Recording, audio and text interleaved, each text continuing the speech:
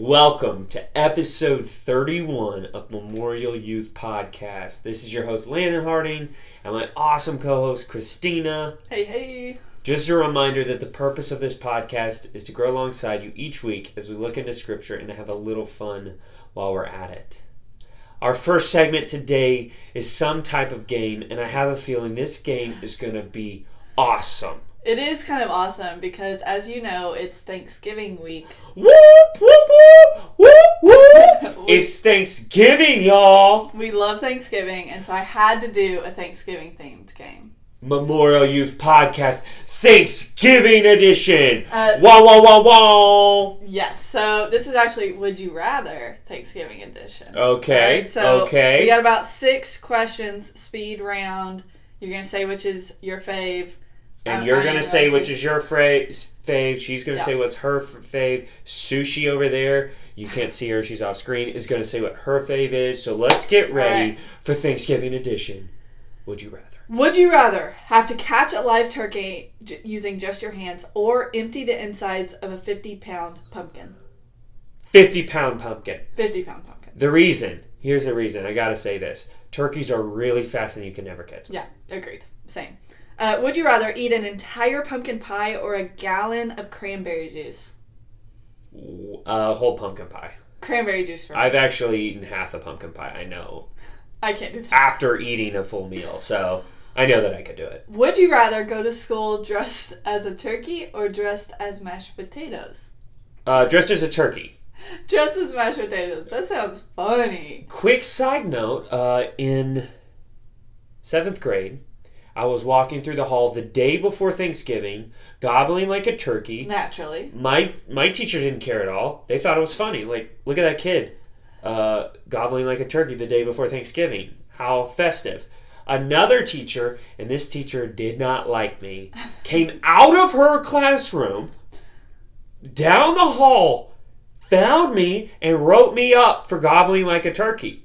And on this thing, it said gobbling like a turkey. And I showed the principal, and the principal laughed because the principal loved me because she had a sense of humor. My parents laughed, and nothing, like I didn't even get a detention for it or anything. Yeah. But it was crazy. Man, that's a crazy story. Okay, here we go. Keep it on going. Would you rather spend Thanksgiving weekend without getting to watch football or without getting to go shopping? Without shopping. Without football. Would you rather eat a raw onion or a raw clove of garlic? Clove of garlic. Clove of garlic. I love me some garlic. I'll do that for free on camera. Would you rather be Charlie Brown or be Snoopy? Oh, Charlie Brown. I love that guy. Snoopy. That's a cute little dog. Would you rather, this is the last one, eat only turkey or only mashed potatoes for a whole month? Turkey. It's way better for you. There's a lot of different ways to cook it. Turkey salad. Oh, wow. Deep fried turkey. Roasted turkey. Wow, you're probably right. Cold turkey, hot turkey. I was leaning toward mashed potatoes because that sounds so good right now, but turkey's probably the way to go. It has protein. Turkey sandwich. Either one is like too much, but if I had to pick, you're probably right. Turkey's a very lean meat. I don't think it's too much. I think that would be the perfect amount of turkey. All right, so that's our Thanksgiving edition of Would You Rather. Let us know which ones you picked. And now we're going to hop into our scripture. This week, we continue our series on a walk through the Bible. The Bible is made up of 66 different books, and yet all those different books come together to tell one collective story. And that story is about God's love and redemption of humanity through Jesus Christ. And we're exploring that story. We've talked about creation, that God created the world and it was good. We talked about the fall, how sin entered our lives as humans, but also the world, and it's broken now. And we're talking about how God is forming his plan to send Jesus to earth to redeem our lives in this world. And one of the ways God did that was by selecting a people. And so he could tell those people, he could direct those people to get done what he needed to get done. And so he goes to this guy named Abraham. Abraham becomes the father of Israel, the father of God's people. And so then last couple weeks we talked about Abraham's great-grandson Joseph. So remember, it went Abraham, Isaac, Jacob, Joseph. And God's people ended up in Egypt because Joseph was sold in slavery, but then rose up and did really good. There was a famine. All his family moves there because the Egyptians are so good to him during this generation. Well, it turns out, generations later, things go really, really badly in Egypt. And the Egyptians end up enslaving God's people, the Israelites, okay? And Pharaoh, this is about 450 years later, Pharaoh orders that an entire generation of baby boys from the Israelites be killed. And he's doing this so they don't rise up and rebel against his authority, because God's people, even though they're enslaved, have grown in a great number. So there's a lot of them. And that's where our story picks up in Exodus chapter 2, verses 1 through 10. About this time, a man and a woman from the tribe of Levi got married. The woman became pregnant and gave birth to a son. She saw that he was a special baby and kept him hidden for 3 months. But when she could no longer hide him, she got a basket made of papyrus reeds and waterproofed it with tar and pitch. She put the baby in the basket and laid it among the reeds along the bank of the Nile River.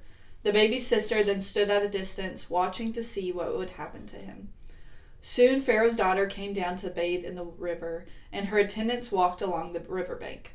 When the princess saw the basket among the reeds, she sent her maid to get it for her. When the princess opened it, she saw the baby. The little boy was crying, and she felt sorry for him. "This must be one of the Hebrew children," she said. Then the baby's sister approached the princess.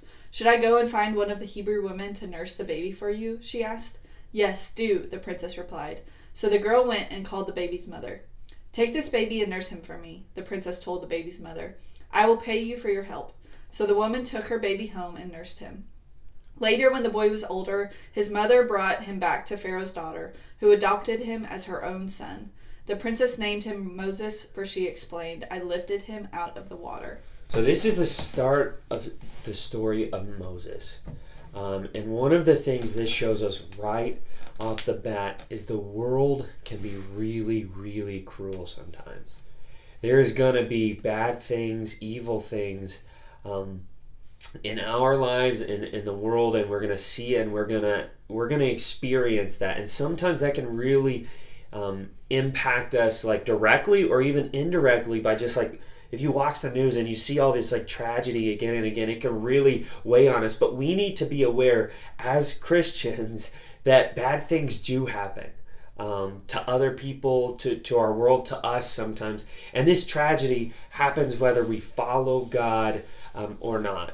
And so, there's this tragedy happening in Israel. And what it really comes down to is this like racism, right? So really, like in this story and in our world today, we see racism all over, right? And racism is never okay. We see it here where the Egyptians are having a whole line of babies wiped out because they're not Egyptians, right? They're Israelites. And so that is not okay. And racism that we see today is not okay, and we should stand against it. We should seek justice for that. Yeah, and it's not enough just to like look at our lives and say, you know what, I'm not a racist, I don't do racist things. That's not enough, because not only do we need to control our actions and thoughts, but we need to stand up against others who are committing acts of racism, and a whole systems designed that are racist. And this was a system like that, right? The system was, hey, if you are born as an Israelite, you become enslaved. We own you, and you're going to work for free for us. And that's not right. And the same systems we can see today that are unjust to people just because of their race, we need to stand against and stand for, because like our roots as God's people came from this. We've experienced this. We know this.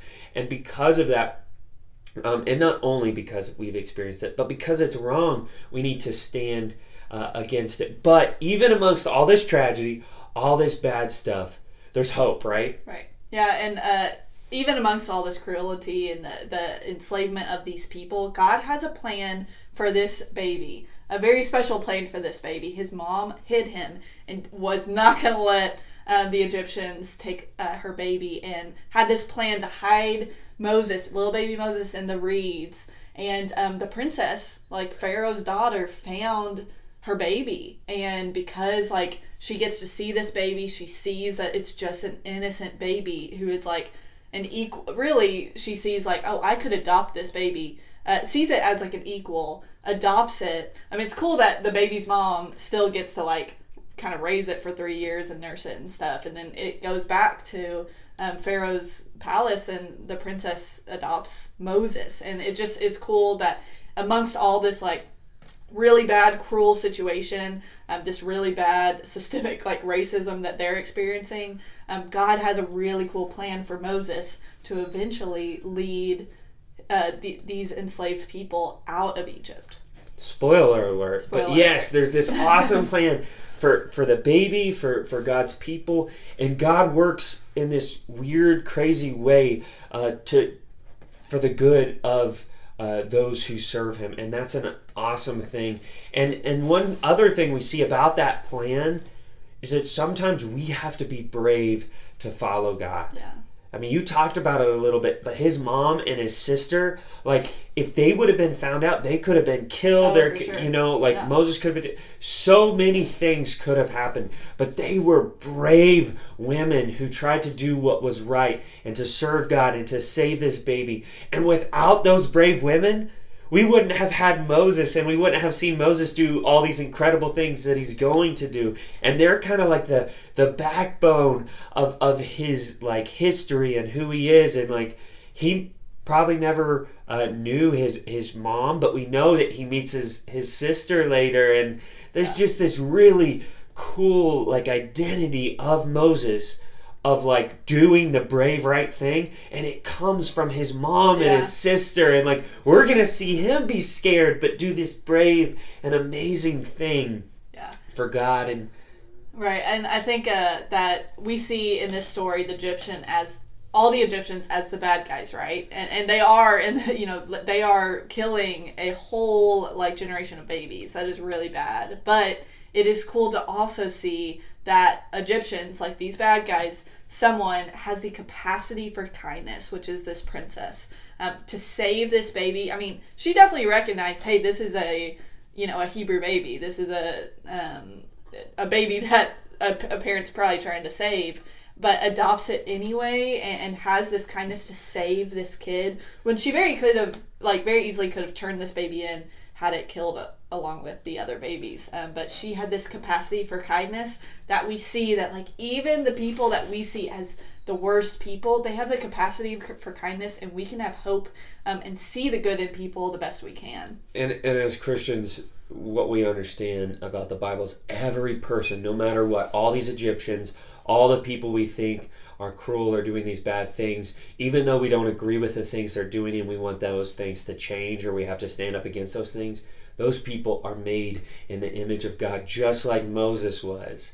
And so everybody here has value, and we need to treat other people that way, even when we disagree with them, even when we're sticking up for or standing up for injustices around the world.